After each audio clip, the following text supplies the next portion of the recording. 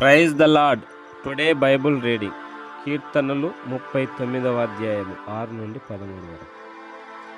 మనుష్యులు వట్టి నీడ వంటి వారై తిరుగులాడుదురు. వారు తొందరపడుట గాలికే గదా. వారు ధనము కూర్చుకొందురు గాని అది ఎవనికి చేజిక్కునో వారికి తెలియదు. ప్రభువా, నేను దేని కొరకు కనిపెట్టుకొందును? నిన్నే నేను నమ్ముకొనియున్నాను. నా అతిక్రమములన్నిటి నుండి నన్ను విడిపింపుము. నీచులకు నన్ను నిందాస్పదముగా చేయకుము. దాని చేసినది నీవే గనుక నోరు తెరవక నేను మౌనినైతిని. నీవు పంపిన తెగులు నా మీద నుండి తొలగింపుము. నీ చేతి దెబ్బ వలన నేను క్షీణించుచున్నాను.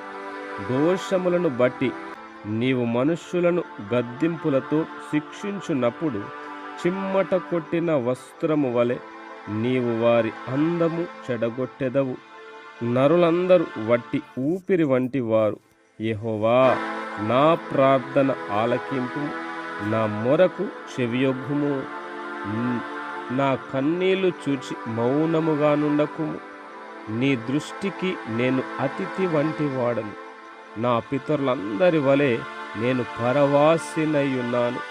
నేను వెళ్ళిపోయి లేకపోక మునుపు నేను తెప్పరిల్లునట్లు నన్ను కోపముతో చూడకుము. ఆమేన్. God bless you.